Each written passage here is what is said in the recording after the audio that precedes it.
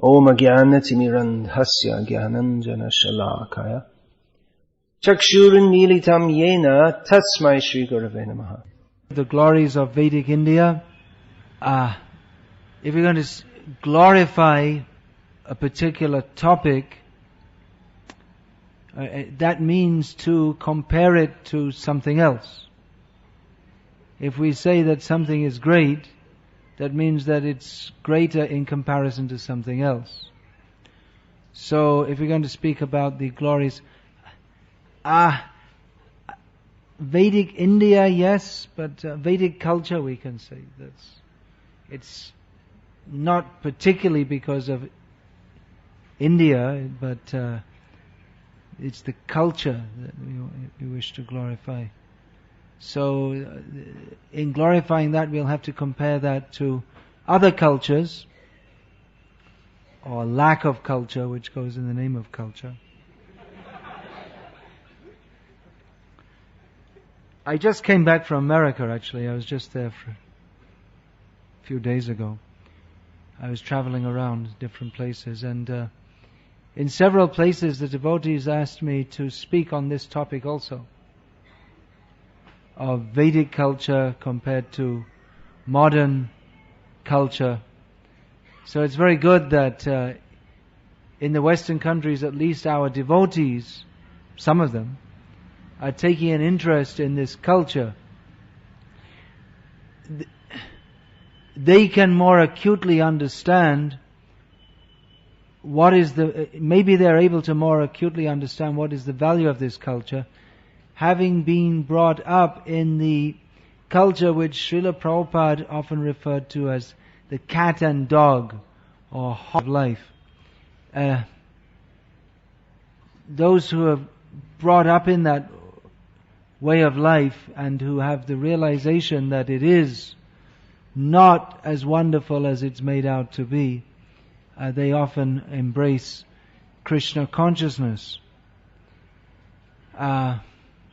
Understanding that the modern way of life is simply a royal road to hell. It's a very elaborate arrangement to go to hell.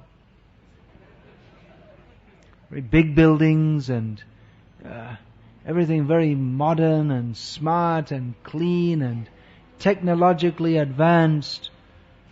But the result of that is, even in this life, no one is happy. On the way back from America, I stopped in Japan, which is even more technologically advanced and organized and industrialized than America. And it's, you see all the cars there look new, you don't see old looking cars, and the roads are smooth, and the train so fast and so smooth. Coming back to India and Indian trains, it's quite a contrast. But the Japanese people, they have I was told every month they change their cell phone, because they get the latest one all the time. They always have to have the latest, up-to-datest cell phone. If you think it'd be a good business to go and collect the old ones, forget it, because they make it so that they only work in Japan. So it's no use to get the old ones, they just throw them away. So anyway, it's a very highly advanced technology. The only broken down, useless looking car I saw was the ISKCON vehicle, which is typical, I guess. So very technologically advanced, but totally miserable. Very impersonal people. But it's interesting, because at the same time, after being in the West, you come to Asia, and there's still Asian. There's still something of the Asian culture going on. They're not totally degraded. When they see a monk, many of them, they still give some respect, like this. Prabhupada noted that when he went to Japan. He appreciated that people would bow to him and offer him respect. So there are the remnants of Vedic culture in Japan, because previously this culture, we are told, was spread all over the world, and particularly that the influence of that culture has been very widespread. What we call Vedic culture or Indian culture has been very widespread. In India, it's still very apparent. Even in the Muslim countries. Of course, in the Muslim countries, they won't offer respect or bow down to anyone or touch anyone's feet because they consider that as sacrilege. But in many ways, much of the culture is going on even today in countries like Kyrgyzstan, Kazakhstan, Uzbekistan, even the name Stan, that's a Sanskrit word. Unfortunately, even though the Sanskriti is going on to some extent, to a large extent they lost that. Now, what is Vedic culture? What is the value of Vedic culture? Well, we get it in the very word Sanskriti, which is translated as culture. Now, culture means the way of life of a people, how they live, what are their particular customs and usages and manners and laws and social taboos, how people deal with each other, what are their values. All these comprise culture. So the Sanskrit word Sanskriti is translated as culture, but actually the word Sanskriti does not have such a broad usage as the word culture. Or, of course, one very important aspect of culture is a very broad subject, but the art, the expressions of art, that's also a very important component of culture. The art, the educational system, all these things. So the term Sanskriti it's not as broad a term as the English word culture, which can be applied even in the Western world. That's why we say the Western attempt at civilization, or the Western so-called culture. It's not really very cultured. The behavior of people is not very cultured. Of course, they may be polite, but the goal of life is simply sense gratification. So that does not tally with Sanskriti, because Sanskriti means that way of life which is based on becoming Sanskrita.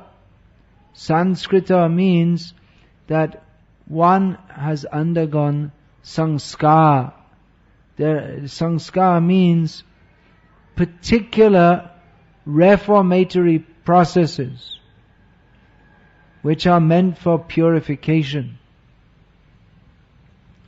So Vedic culture is that culture which has particular rituals and usages for transforming a person into the state of full self-realization. Janmana jayate shudra. Everyone is born just like a shudra. Sochati iti shudra. Shudra means one who laments. Shudra means practically on the level of an animal. Now, here we're not talking about caste system. Someone is born in a Brahmin family, someone is born in a Shudra family. But we're talking about the real meaning of the word Shudra, just like the real meaning of the word Brahmana, has nothing to do with the family one is born in, especially in the modern age. That may have been true in previous ages. To a large extent, it was expected that someone born in a Brahmin family would adopt Brahminical culture. And someone who was born in a Shudra family would be like a Shudra. That was expected to a large extent in previous ages. Not always, but generally, the son of a Brahmana would be a Brahmana. Because he'd be trained. For one thing, due to his karma, he was born in a Brahmana family. and due to the culture that he's brought up in, he would become like a Brahmana. And the Brahmanas and Kshatriyas, the Vaishyas, they were very particular to raise their children according to the principles of dharma. And they would follow their dharma, Brahminical dharma, Kshatriya dharma, Vaishya dharma. So, but nevertheless, it is not that simply by birth one is Brahman, Kshatriya, Vaishya, Shudra or lower. Shudra means one who has the tendency to lament. It means in a very low consciousness. So Janmana Jayate Shudra. A child, as all parents know, they tend to lament. They tend to cry. If there's anything wrong, they'll start crying. They're expressing themselves. In the modern age, there's this, it's something that's come to India recently, the idea that everyone should express themselves. Whatever you feel in your heart, express it. But that's actually on the level of a child or an animal, just to express everything you feel. Rather, a cultured person, will not just say everything he feels, because what we feel may not be very cultured. But rather we should speak, this is all part of Vedic culture, we should speak in such a way, Satyam bruyat, priyam bruyat, ma bruyat satyam apriya. We should speak that which is true, that which is pleasing. We should not speak that which is true, but which will cause displeasure to others. That's a general moral principle. In discussing the absolute truth, this does not apply. But as a general moral principle, one doesn't just say what I feel, I hate you. You know what I'm saying? Or one shouldn't cultivate such feelings. So this idea, express yourself, that's just what the child does. When he feels upset, starts crying. So a child is like a Shudra or an animal, because there's no self-control. The child, hopefully the child has come into this world through Garbhadhan Sanskar. If there's no Garbhadhan Sanskar, then even one may be coming in a Brahmana family, but according to Shastra, unless all the sanskars are performed before birth, then that the whole family is considered no longer Brahmana, but Shudra. Therefore, in Kali Yuga, everyone is considered a Shudra. Because who is performing Garbhadhan Sanskar? They're not doing. This Vedic culture is designed in such a way that very spiritually developed children will be brought into the families of the upper castes for further training. And there are so many sanskars, of which the Upanayanam Samskar is very important. Janmana Jayate Shudra Samskara Bhavet Dvija. By Upanayanam Samskar, one is considered Dvija. Nowadays, Dvija means twice born. Nowadays, in the Brahmana families, the Upanayanam Samskar is still performed. Actually, it's not meant to be only for Brahmin families, but also for Kshatriya and Vaishya families. But nowadays mostly only the Brahmana families perform this.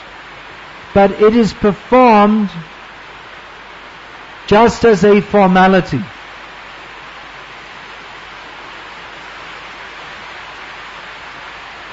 Usually nowadays they often perform it along with the marriage. Because the idea is that before a Brahmana gets married, he has to have Upanayanam Samskar. But actually the real thing is that one should have Upanayanam Samskar, become a brahmachari, study with the Guru, and then after studying for 20 years with the Guru, Veda,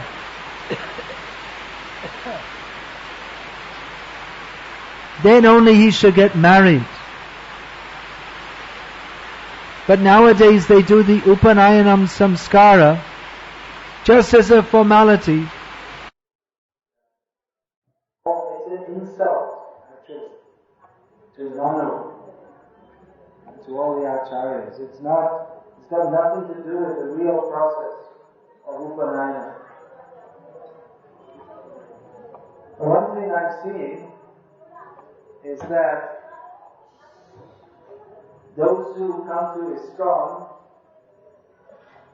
from Brahmana families and who become initiated devotees, they also, in many cases, they also have for their sons, they perform this Upanayanam Samskar.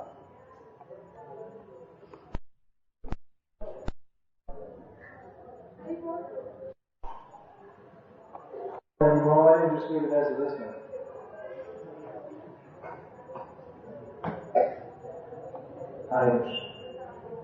So they perform this Upanayanam Samskar according to Smarta rites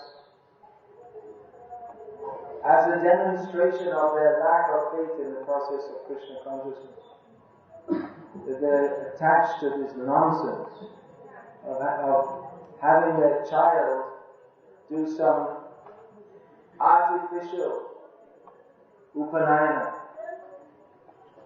So, what did they learn by hearing from the devotees? What did they mean by taking initiation? If they're still going to carry on with these karma kanda rituals, which are they're conducted according to especially if they're coming from there's like an Iyer family in Tamil Nadu, then it's conducted according to the rites under the aegis of the Shankaracharyas with a completely impersonal kind of understanding. So it's nonsense. But if so-called initiated devotees do this, then it's double or triple or quadruple nonsense. So, yes, your son should be a Brahmana. But if you think that, I have to make him by caste, do the caste rituals, and he's not becoming a Brahmana. This so-called Upanayanam it's a display of ignorance. The actual Upanayanam is meant for going to the Guru to get training in Shastra, to get free from ignorance. But the Upanayanam as it's conducted nowadays is as a demonstration of one's ignorance of the process of Upanayanam, and it's also a demonstration of one's ignorance of considering oneself to be the body, which is the platform of the animals. So the so-called Brahmanas who are doing this, they're not Brahmanas at all. This is not Vedic. You asked me to speak on the glories of Vedic culture. This is not Vedic culture. Going through some show of Upanayanam Samskar. It is just an insult to Vedic culture. And this which has caused the downfall of Vedic culture, because the Brahmanas were insisting on being respected and having the privileges of Brahmanas without actually being Brahmanas at all. no training in Vedic culture, no training in Shastra, but they will still want the privileges of being a so-called Brahmin. So, our ISKCON, we should teach what is actual Vedic culture, that samskara bhavet vija, by taking upanayam samskara, or what we call Brahminical initiation. Of course, there's a difference between the upanayam samskara of the smartas, or even of the so-called Sri Vaishnavas or whatever. I say so-called because even if you're in just like Iyengar family, Sri Vaishnava or something like this, Madhva family, where if they give the Upanayam Samskar, but they don't send to the Guru for training, then it's no more meaningful than you'll find the Madhvas. There's so much against the smarters. But they're in the same boat because they go through some ritual of initiation, but they don't train, or they don't arrange for their children to be trained in Vedic knowledge. So, the Brahminical initiation that is given in ISKCON, that is according to Pancharatriki Vidhi, not according to Vedic Vidhi, which is supposed to be going on in these Brahmin families, but it's not actually. It's just a show, empty show.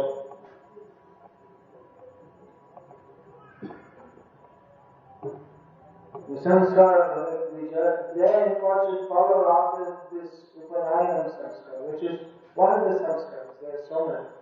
There's first is Garbhadhan samskara, then Simantanayana, then there's the giving of the first rice, Annaprashana, Namakaram. There's so many different vidhis which are the Vidyarambha. These three are very important. Garbhadhan, Upanayana, and Vivaha. These are all of them are important. The samskara means that which transforms. The samskara, the process of samskara, that transforms the child who is like a Shudra or animal into Dvija, choice form. And then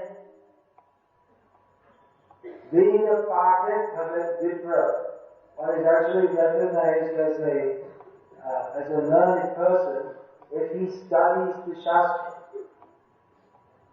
It was the custom to refer to persons born in a Brahmana family as Pandit.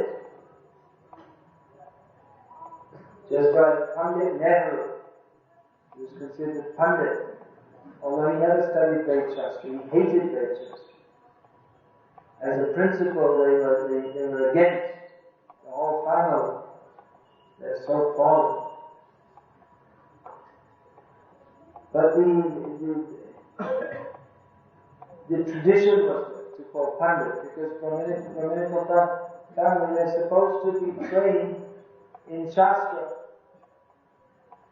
So therefore they call Pandit. Veda Pathak Bhavet Vipra. One is considered learned if he studies Veda, not simply someone is called Pandit because he's born in a Brahmana family. What actual study of Shastra must be there, but who is really a Brahmana, Brahma Janatiti Brahmana, one who actually knows what is Brahma, what is the absolute truth. King Tat Brahma Kinadhyana, Na Arjuna asked Krishna in Bhagavad Gita. What is this Brahma? What is the spiritual nature? What is Adhyatma? What is that which is transcendental? So one should know this. what is the absolute truth, then he can actually be considered a Brahmin. So Vedic culture means that which is based on Ved. And Veda means Vidya. Vedic culture is based on knowledge. What is that knowledge? Another name for Ved is Brahma. Brahma means that which is spiritual. It also means Ved Shastra. Because the Ved Shastra is supposed to give us knowledge of that which is spiritual. Knowledge of ourselves, we are spiritual. And knowledge of Krishna, who is Param Brahma. So this knowledge is to be imbibed from the Vedas, and the whole Vedic culture, by its very name, Vedic culture. Actually, in Sanskrit, just the term is there Sanskriti. It's not stated Vedic Sanskriti, just Sanskriti. Because Sanskriti means Vedic culture. That's why I said the term culture, generally the term Sanskriti is translated as culture. But actually, this, like I said, the culture is in the English word, is a much broader term. We have American culture, Indian culture, and then Italian culture, so many different kinds of cultures. But the term Sanskriti, although it's translated as culture, and therefore in Hindi we could say American Sanskriti, Bharatiya Sanskriti, we can say like that. But actually the original Sanskrit term refers only to that culture in which there is samskar based on Veda. These samskars, they are meant to transform the person so that he is suitable for receiving Vedic knowledge. The samskars, they affect transformation by preparing one to receive Vedic knowledge. So there's no need to say Vedic Sanskriti, because actual Sanskriti only means Vedic culture. The word Vedic becomes redundant. Sanskriti means Vedic culture. Now, every culture is based on some kind of worldview. Weltanschauung in German is a term which is used in philosophy, which means a worldview. Weltanschauung means that which is very clearly defined. Just like the Marxist, Karl Marx, he outlined an outlook on life which defined the communist culture, the communist way of life. Hitler also defined the culture of Nazi Germany. Marx and Engels, this Das Kapital, and Hitler with his Mein Kampf, they gave specific guidelines for society. Modern society doesn't have any particular defined outlook, because it's animal society. Animals don't have any defined outlook on life. Animals simply live for eating, sleeping, mating, and defending.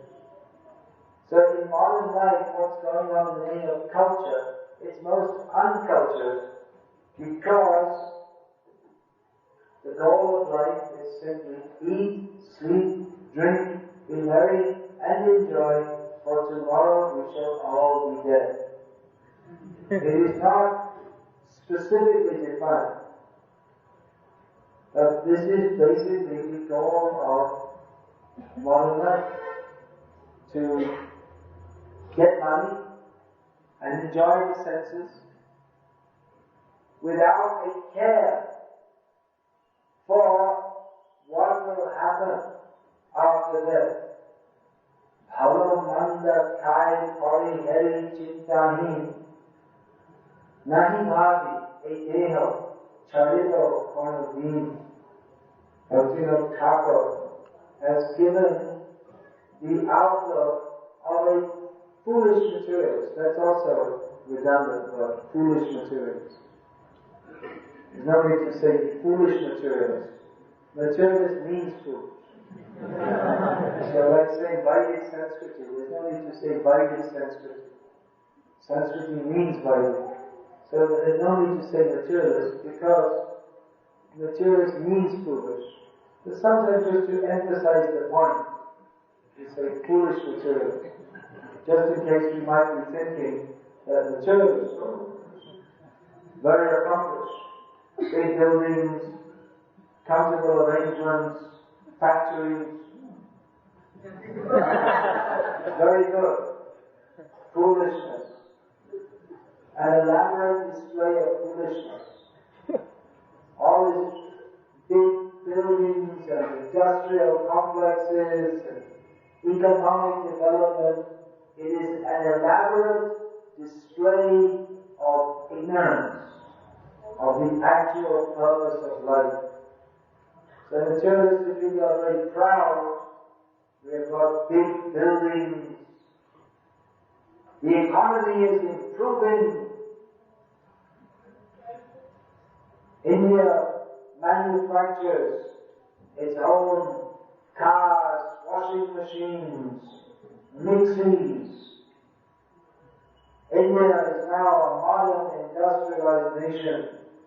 We are proud. Mera Bharat Mahan. This is Mahan Murkhata. Great foolishness. No, we're all, except me, we're all Bharatiya. So this is Mera Vichaya. He's saying Bharat Mahan. लेकिन आज संस्कृति वो संस्कृति जो थी वही महान है, लेकिन आज का जो चलते वो महान मूर्ख चलता है. That's all. It's just great foolishness, thinking that by economic development, now this was so-called Pandit Nehru's idea, not only his idea, but he promoted it very strongly, that India has had enough religion. Now we need factories. Now we should develop factories and pollution. That comes automatically. Never mind that Ganga. You can dump all our pollution in the Ganga mine. Mother Ganga is like passing stool on your mother. So dumping all the pollution in the Ganga. We need factories. He said that the temples of modern India will be the factories. He would have been very happy to see the high-rise at Nariman Point. Of course, not very high, but something. It's the tallest building in the country.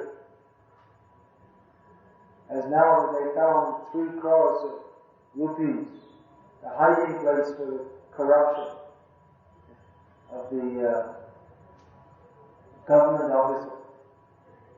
So just see, they build very tall building, but the people are corrupt. Highly placed officer. Found out. This is just in the news today. Yesterday.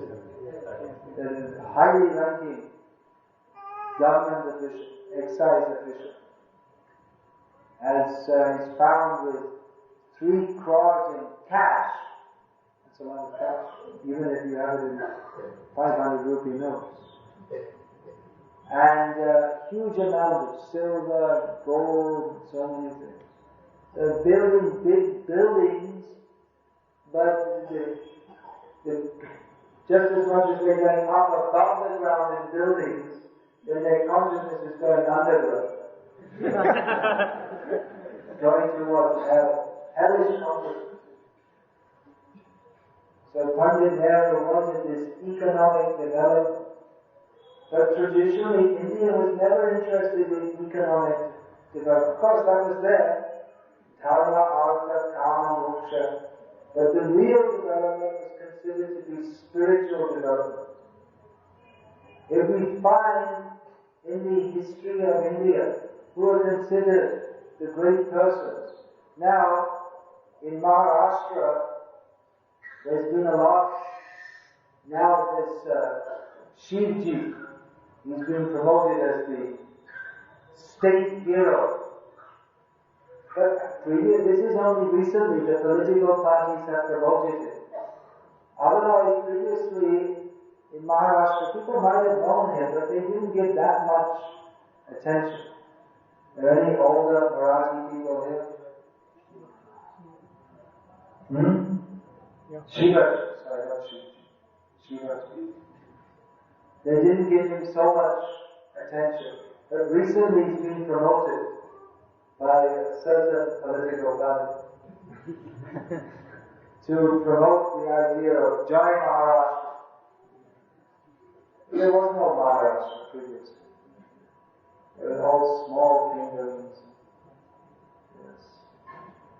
Maharashtra as it is now, it wasn't. Vidarbha was always separate. Anyway, we don't get into a political discussion.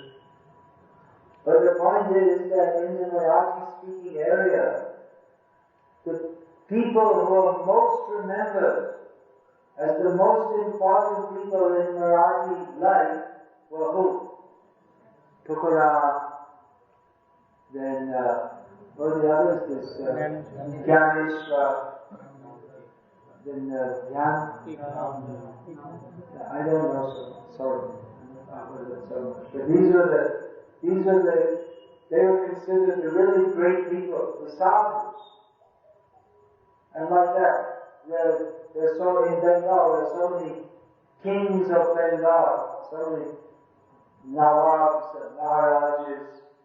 But people don't remember their names. They know who are the sadhus. Of course, many of the sadhus are bogus, but still, especially in Bengal. But still, the great person, they think, Chaitanya Dev, among the Vaishnavas, is considered greatest, but of course he is the greatest. Now we're considering Loki, which are among the ordinary people, who they consider great. Chaitanya Mahaprabhu, then among the less informed, Ramakrishna Paramahamsa. So we don't give them any credence whatsoever. But the religious person, considered religious. So everywhere you'll find, in Gujarat, Narsi Mehta, and in North India, so many Surdas, Kabir, and we have differences in outlook to Kabir and many of these others. But the fact he was a religious leader, so these were the actually considered the great people of India, not the politicians, not the kings, not the soldiers, but the great persons were considered not those who made economic development and built factories and all these things, but those who were giving spiritual direction to society. Because the Vedic culture was based on spiritual development. People they weren't so much interested in economic development. This modern economic development came to the British. Factories were established in India by the British, first of all. And then later, others, the Biras, Tatars especially, they started making factories. But previously, people in India, they weren't so much interested in all these things. They were interested in spiritual development. The British, they thought, well, the Indians, they're not very intelligent and they're very lazy because they weren't very interested to work in factories. They weren't very interested for making economic development. But it wasn't that they were not intelligent or that they were lazy. They were intelligent and they were active, but not so much for material development. They were intelligent to understand Shastra. Nowadays we find so many young men from India, they're the backbone practically of the software industries all over the world. All this outsourcing, that's first. So many Indians are taking this up, this software development. I was just in Seattle, which is, as you probably all know, it's the home base of Bill Gates, Microsoft. So there are so many Indians there who have come there recently, not previously studied. They're going there to work for Bill and others in the software development, because good brain. So many Brahmanas from Brahmana families, they're using their good brain for increasing Bill's bank balance. And their own also. But Bill gets more out of them than he gives them. That's why he's Bill Gates. And I think that's why he's so rich. Because that's what you do. When you're employed by someone, they may pay you 5,000 rupees a month, but they get 10,000 rupees a month value out of you or more. And that's why they're the boss and you're the worker. So you're not actually so intelligent as you might think. I'm earning 20,000 rupees a month, I've got a good job. You're thinking. But the boss is getting 20 lakhs out, business value out of you. So you're not so smart. You think I've got a good job. Not so smart. But anyway, intelligence. That intelligence people had, they were using that for studying Shastra. That's why the good brain is there. That was developed generation after generation for studying Shastra. And actually nowadays people don't have so much intelligence for understanding all these very subtle points of Shastra. If we see how previously in India discussions were going on different philosophies, Sankhya, Yoga, Vaisheshika, Vedanta, and Vedanta is Purvamamsa, Uttamamsa. Then among the Vedantins, there's also the how to understand Vedanta. Then we come to Kevala Vedavad, Shuddha Vedavad, Veda Veda, Vishishta Veda, Chaitanya Mahaprabhu's Achintya Veda Veda. So all these philosophies, nowadays people, they can't understand what they are because they're based on, first of all, to understand all these philosophies one has to know Sanskrit, and no one's trained in Sanskrit.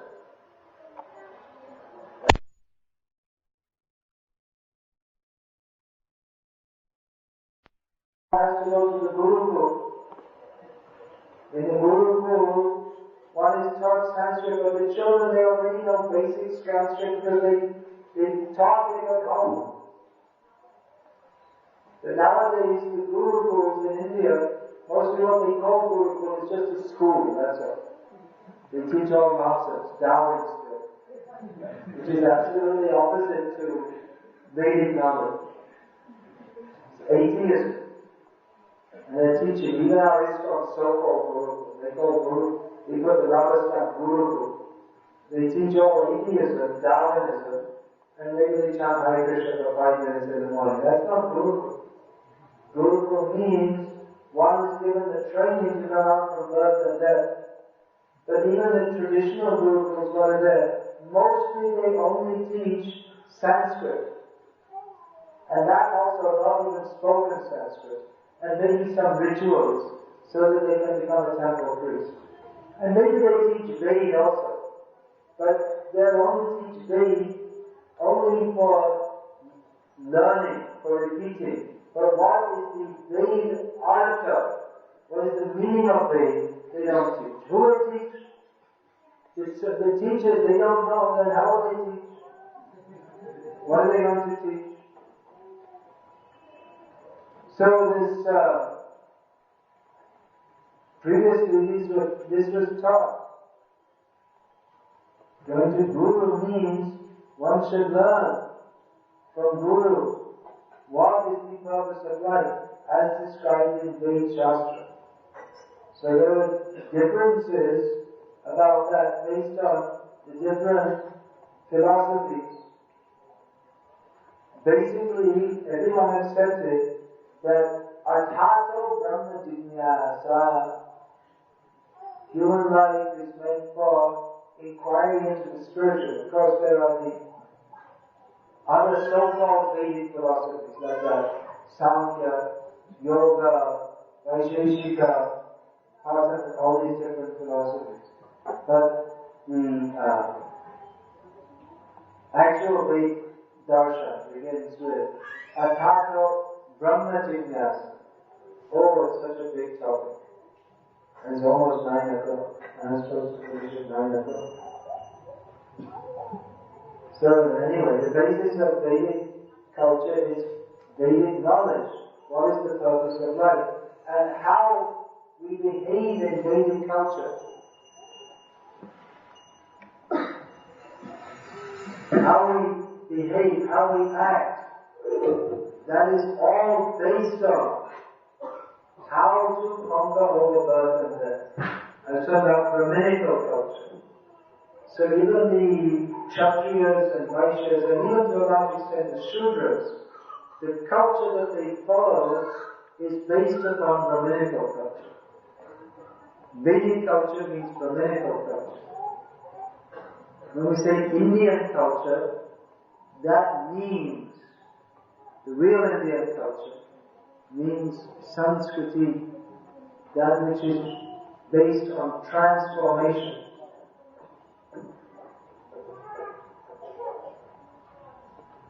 So this Vedic Sanskriti, that is meant for transforming ignorant person into a knowledgeable person.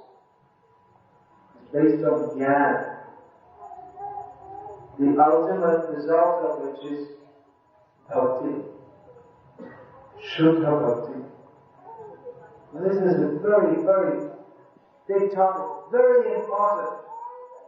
If we think that we can live according to the modern way of thinking and just add Krishna consciousness,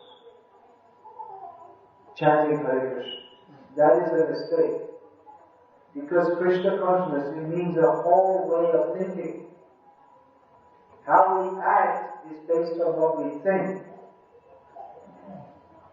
So the modern culture is based on dedication to not thinking about the purpose of life. Thinking is dead.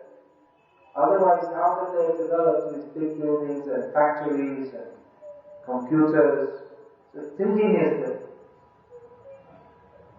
But thinking about the purpose of life and how to attain it, that is not there. So modern culture, as I said, it's a mad dash to hell. Because no one is thinking, what is the purpose of life? And we don't think what is the purpose of life, then we're simply animals. however sophisticated we may be, is an animalistic way of life. So if we think that we will live according to the usages of modern culture and at the same time become Krishna conscious, it's a bad proposition. We have to transform the whole way we think. Otherwise, we cannot transform the way we act. We have to act for the pleasure of Krishna. Krishna is satisfied by those who act according to Brahminical culture, because ultimately that Brahminical culture is meant for satisfying Krishna.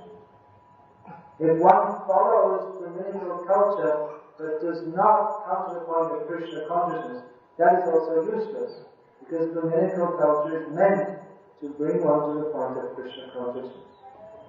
These are very, very big, very important topics. Because if we don't adopt this Brahminical culture in our lives, if we remain in this materialistic way of thinking and acting, we cannot actually become Krishna conscious. And then we will find, even in our so-called Vaishnava society, all the symptoms of the demoniac society. Maybe not all, but some of the worst symptoms. Just like you may know, in the Western countries, among devotees, there's a very high divorce rate. And even in India, we find some devotees are having divorces. And you may not hear about it very much, but contraception, abortion, these things are also going on, even among some, not all, but some initiated devotees. Abortion, of course, not regularly, but there are cases in India that I know. Why? Because they haven't adopted the Vedic culture. So they haven't adopted it in our hearts, in our lives. We're still thinking in the modern way. Having children is a nuisance. Or sex is meant for personal enjoyment, recreation, instead. But then the result of such recreation is procreation. And we didn't want that. We wanted recreation, we didn't want procreation. But it's not meant for recreation, it's only meant for procreation. And if you do for recreation, then there's procreation. And then what's the solution? The solution in modern India is totally demoniac: abortion. It's considered a normal part of modern life. Totally demoniac. So we can see these are the fruits of the modern materialistic way of thinking. If we don't adopt Vedic culture in our lives, then we're going to, the tendency will be to go back to this horrible demoniac activity. And these things do go on among our devotees. Of course, it might be nicer to talk about Krishna wandering in the groves of Vrindavan, but to get there, we have to become fully purified. So this Brahminical culture is meant for our purification. The materialistic culture is meant for our degradation. It's actually meant for degradation. They're promoted. Just see, India today, I think this we can consider like the back to Godhead of the materialistic civilization in India. It's like the equivalent of Time magazine. Does anyone read India today regularly? By any chance? No, they're ashamed to say. I wonder if they ever run any article on like the spiritual groups within India. Did they ever run any article? Because they run articles on so many different aspects of life in India, isn't it? All the different aspects. But they never, even though it's a major part of Indian life even today, they never run stories on the different spiritual groups or any such thing. They just kind of ignore it. They don't want to admit that if they run on like fashion shows and cinema, all these different things. They like to promote this, but they'll never promote the spiritual culture, which even today, even though it's mostly in a very cheating kind of form, what goes on in the name of spiritual culture in India today. But it is very much a part of modern Indian life, but they won't recognize it. Because they want to promote that India should become demonic. They want to promote that every so often they have some Indian Miss World or Miss Universe or whatever. Because they want to promote that Indian women should also be unchaste, just like in the West. They should also parade their bodies in public, become prostitutes. So anyway, it's a very, very big subject. I've written some books about Vedic Sanskriti, different aspects, and I want to write more because it's so important. Yeah, this is the book. If you want to know more about this, please read this Glimpses of Traditional Indian Life. Now you may think, well, what do I need to know? I'm from India, I know. You don't know. I get one devotee in Chennai from an Aya family. That means traditional Smarta Brahmana family. He read this book, he said, I knew nothing in this. Whatever's in here, I knew nothing about it. It's all new to me. So this is very important for us. It gives some idea. It's a culture you can't describe in a small book, but it gives an overview.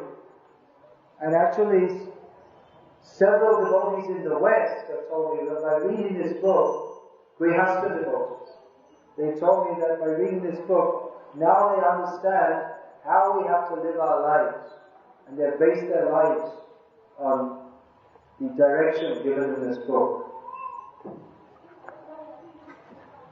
Specifically for brahmacharis, this is part of Vedic culture, brahmacharya.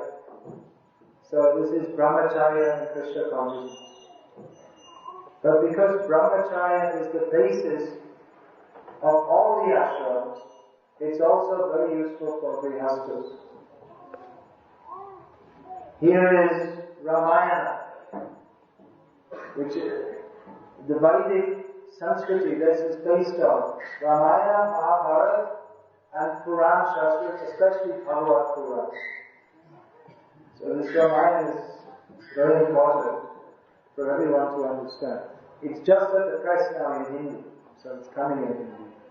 And it's translated in Marathi, but we haven't found a suitable editor, and volunteers can see me later. Need a Marathi editor.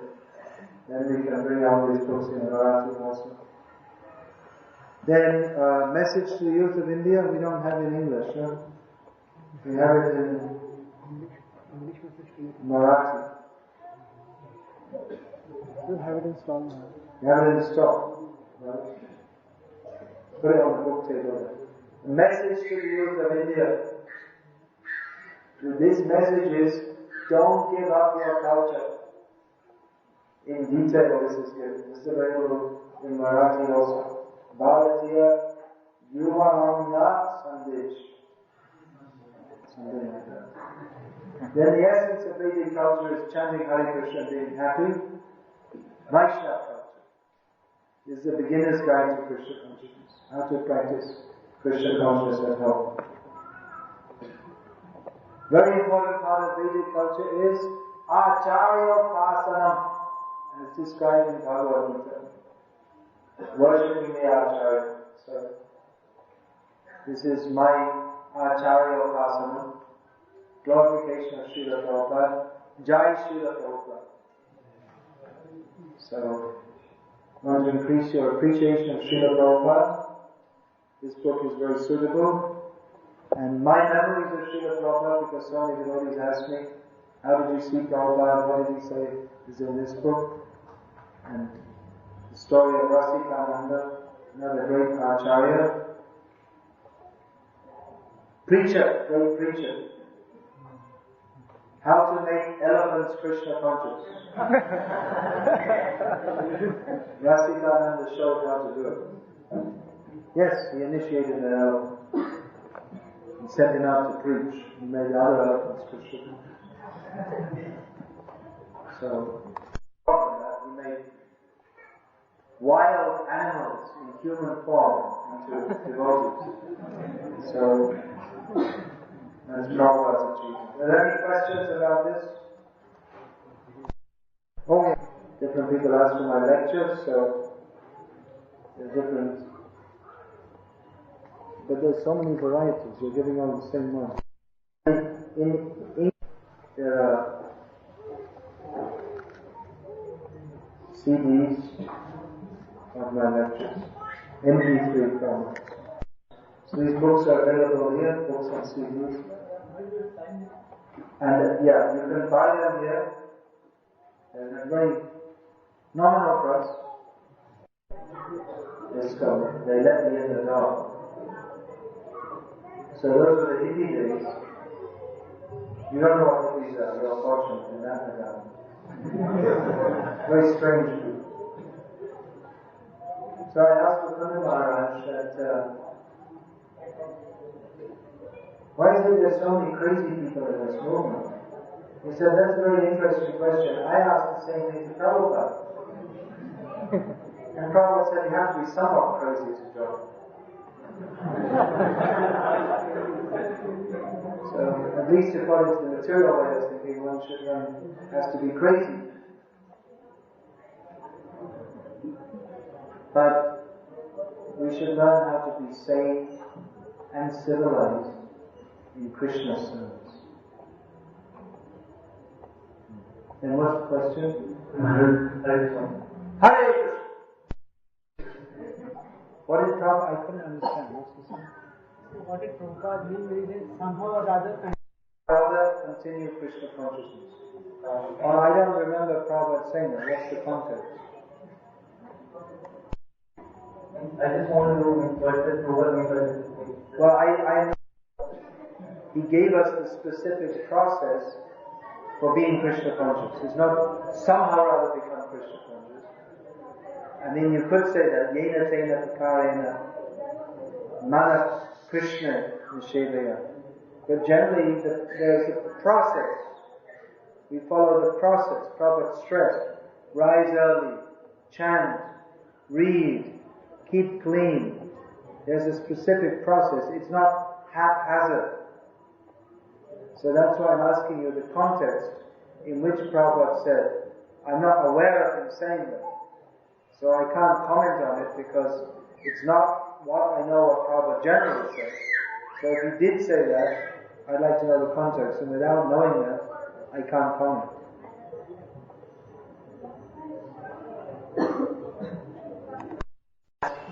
What is the Shastriya Vichar on such and such a topic? Not what anyone thinks. If someone wants to just practice Krishna consciousness and he may feel what is the need to understand about Vedic culture, somehow we are chanting, we are following the process, so is it necessary to know the background of what is the Sanskriti and all? So is it just enough to simply chant and read and all that? That is Vedic culture. But if you think after chanting I'll go outside and go to a cinema, all these points of Vedic culture, just like how men and women relate, how gurus and disciples relate, how sannyasis and grihastas relate, how fathers and sons relate, how fathers and daughters relate. All this is given in Shastra to help us become purified. How we dress, how we eat, what we eat. It's all given in Shastra for our purification. So if we follow the modern way of behaving, young boys and young girls unmarried, joking and laughing together, slapping each other, you can't become Krishna conscious. Because that will increase the calm, lust. So they think, well, that's very old-fashioned. Girls that don't talk to boys. It's old-fashioned, but the old fashion is meant for going back to Godhead. The modern fashion is for going to hell. It's not a joke. You're laughing and joking with the girls, but when you go to Yamaraj, don't be laughing and joking. Really? It's a very serious business. I'm not saying this to make a joke, it's a fact. Okay, I'll take one more question and I'll finish. It's a huge topic. Very, very big topic.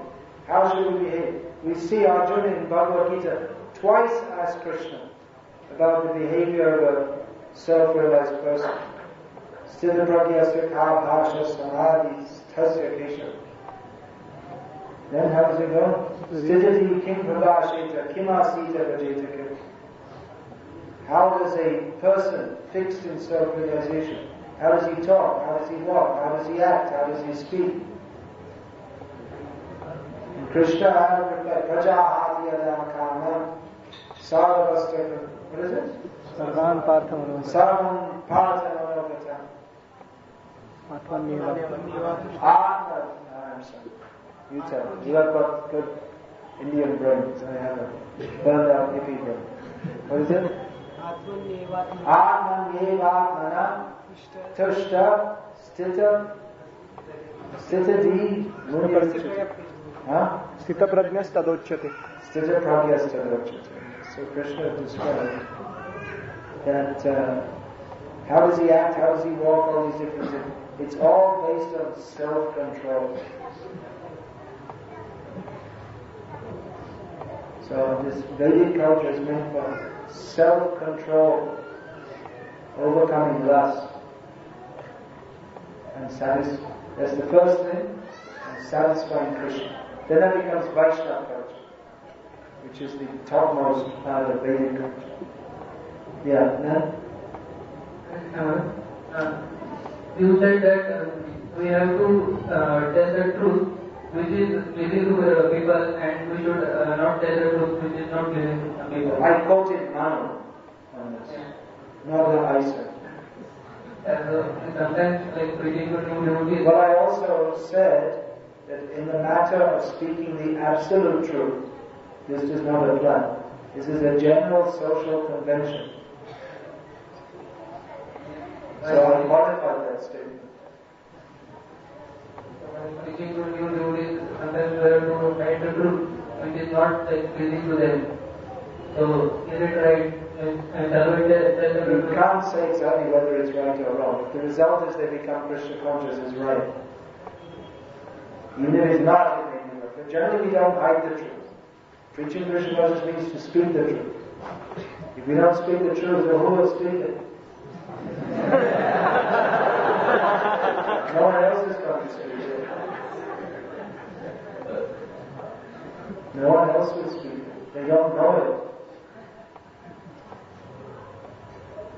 That may not always be pleasing to them. If you tell the truth. If you tell the truth, that may be not always pleasing to them. Generally it's not.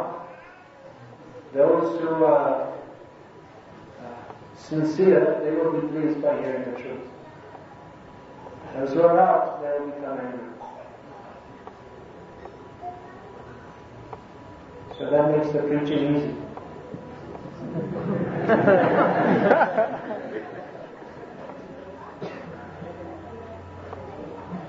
If you want further discussion of this point about preaching straightforwardly, in this book, My Memories of Srila Prabhupada, I've written a long essay with over 130 quotes from Srila Prabhupada, or why we should speak strongly and straightforwardly. I'll finish there now, because it's getting